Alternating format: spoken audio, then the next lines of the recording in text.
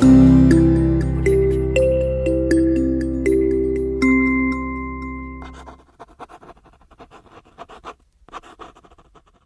students, welcome to biology class.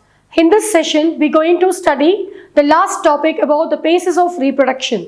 And we're going to discuss a lot of important and interesting question in reproduction organism. Come, let's explore. Different phase in reproduction. Okay, so there are three different phases. They are juvenile, reproductive and senescent phase. Okay, so based on this, juvenile phase starts when the birth time starts. So the birth and the sexual maturity of the particular organism taken place in the individual, it represents the juvenile phase. So a juvenile phase is otherwise called as vegetative phase. So in our board exam, there will be the twisted question. What is the other term for vegetative phase? This is called juvenile phase. So here it will be the beginning stage of the reproductive phase. Okay, so this juvenile phase will be the beginning stage to continue the next cycle, that is the next phase is called reproductive phase.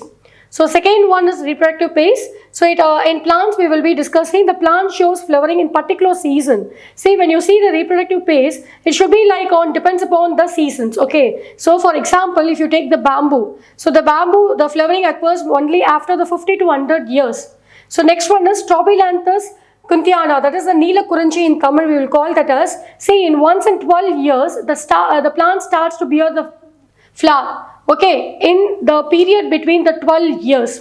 So these all include the period between. So the phase of the reproduction is nothing but the period between the birth and the sexual maturity is called juvenile, and in the reproductive phase where it shows the reproductive part to indicate the generations to the next. So next, when you see about the placental animals, so the placental animals exhibit the cyclic changes. So what are the two cyclic changes? One is menstrual cycle and other one is estrous cycle.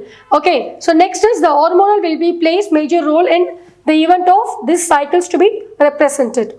And next one is senescent phase. Okay, I repeat the word senescent phase. So senescent phase is nothing but the old age. So in this phase, what happened? There will be the end of the reproductive phase. Actually, here you can say the life end. Okay, so the death. So here this phase will be called as old age, and this will be calling as the end of the reproductive phases will be taken place here, and this will be like where the life end. So where the life starts at the juvenile phase and ends with the senescent phase. So these all about the reproductive phase, juvenile phase and senescent phase, where we going to study under the different phases involved in reproduction. Reproduction organism. Okay, so in this chapter we are going to discuss some important questions.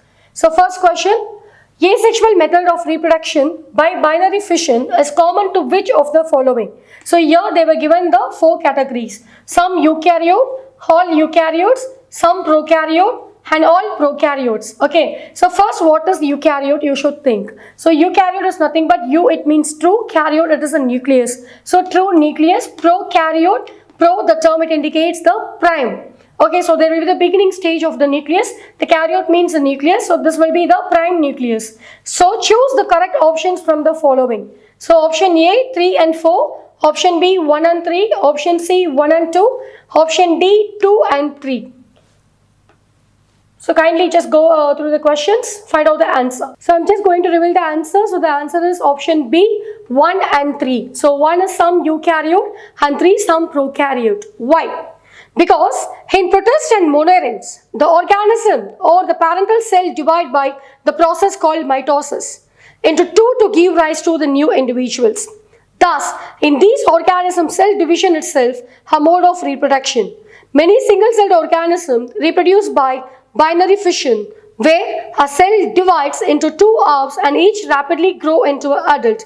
For example, amoeba and paramecium. So, some eukaryote and some prokaryote will be the answer. Second question, the term clone cannot be applied to offspring formed by sexual reproduction because options are, see, first understand the question. The term clone cannot be applied to this. Okay, so think about that. So first option is DNA of only one parent is copied and passed on to offspring. Second, offspring do not possess exact copies of parental DNA. And third one is DNA of parents and offspring are completely different. And option D, offspring are formed at different times. So just think the question. So the term clone cannot be applied to these categories. Okay. So think twice. Okay. Now I'm just going to reveal my answer. So answer option B. Okay. Offspring do not possess exact copies of parental DNA. Yeah, because clone is the word which have the morphologically and genetically the offspring will have the identical copies, but only in sexual reproduction. So the identical copies, okay, there will be no occurrence of identical copy content. Students, so this is the answer. So option B is the answer for this question. Offspring do not possess exact copies of parental DNA. Yes, of course, because the clone meant only for there will be the identical copies where it shows the morphologically and genetically the offspring will be remain same. So exact copies of offspring will be produced. But only in sexual reproduction there will be, it shows only the variations. Okay, no exact copies will be produced in the offspring. So answer, offspring do not possess exact copies of parental DNA. Next question. The male gametes of a rice plant have 12 chromosomes in the nucleus. Okay, I repeat the question. The male gametes of the rice plant have 12 chromosomes in their nucleus.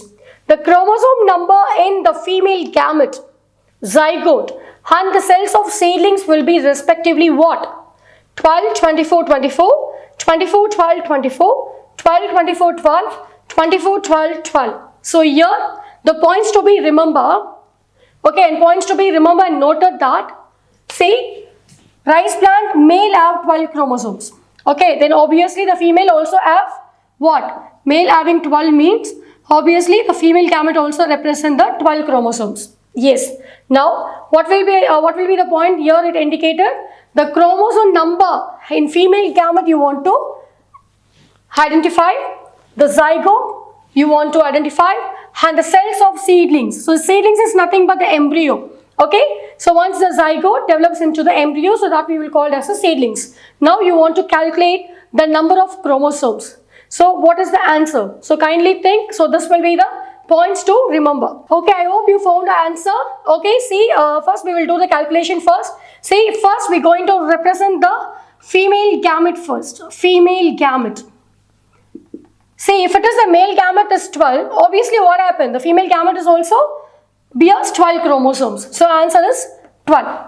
Next is zygote. So write zygote next.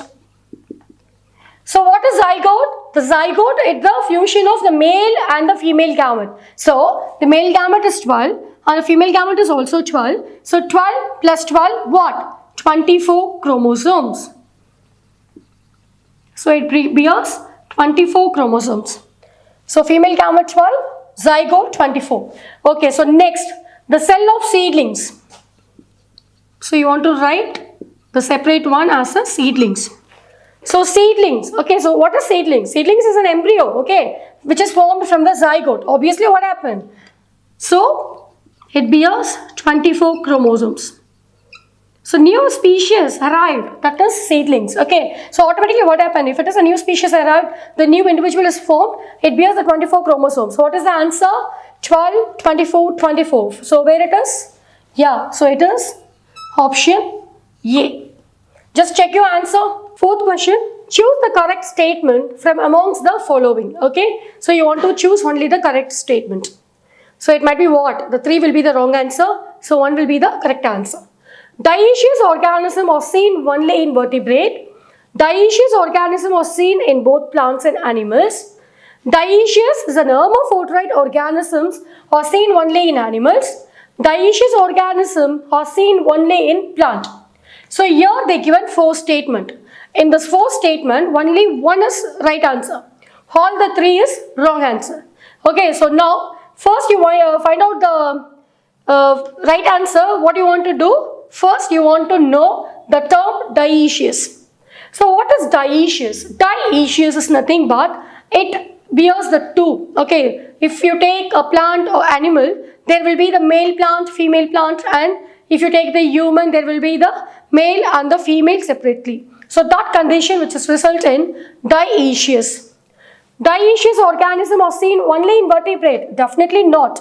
Even in invertebrate, Ascaris, okay, Ascaris is also there. It has the male Ascaris, female Ascaris, and even in cockroach, the male cockroach and female cockroach and all is there. So the first point is wrong. Next, dioecious organism are seen in both plants and animals. Dioecious is a hermaphrodite organism are seen only in animals. Dioecious organism are seen only in plant. Just think the question. Okay, I just give you the explanation of the question. Just think it. I will be going to reveal the answer soon. Answer B. Dioecious organism seen in both plants and animals. Yes, of course. See, the option C, dioecious is hermaphrodite. Hermaphrodite is the term which represents the monoecious character. Okay, for example, earthworm. Earthworm bears both the male reproductive part and the female reproductive part in the same individual, same organism itself. So, earthworm is a pure example for this hermaphrodite. Okay, so hermaphrodite will be result in monoecious, not as dioecious. So, dioecious organism is seen only in animal. False. Dioecious organism are seen only in plant is again false. So only the true statement is dioecious organism are seen in both plants and animals. Which of the following is a post-fertilization event in the flowering plant? A. Transfer of pollen grain. B. Embryo development. C. Formation of flower. D. Formation of pollen grain. So here, transfer of pollen grain, embryo development, formation of flower, formation of pollen grain. See, which one is considered to be the post-fertilization? So, the event in fertilization process first you want to think. So, event in fertilization, pre-fertilization, fertilization and post-fertilization. So, post-fertilization, so first the answers which is given transfer of pollen grain. So, this will be comes under what? Pre-fertilization. Next, formation and formation of flower and pollen grains. So, there will be the fertilization process or pre-fertilization process. Now, the embryo development. So, embryos formed. Okay, there will be the stages where the development arises or start, where the post-fertilization process occurs. So, option is B, embryo development. Post-fertilization is embryo development. Students, in this session, we studied about the phases of reproduction. They are juvenile, reproductive and senescent. And also we discussed about the important questions in this chapter, reproduction organism, which correlated all the topic. Okay, so whenever you see and discuss all these 5 questions, it will be correlating from the chapter, the topic 1 to the topic last. Just go ahead. Thank you.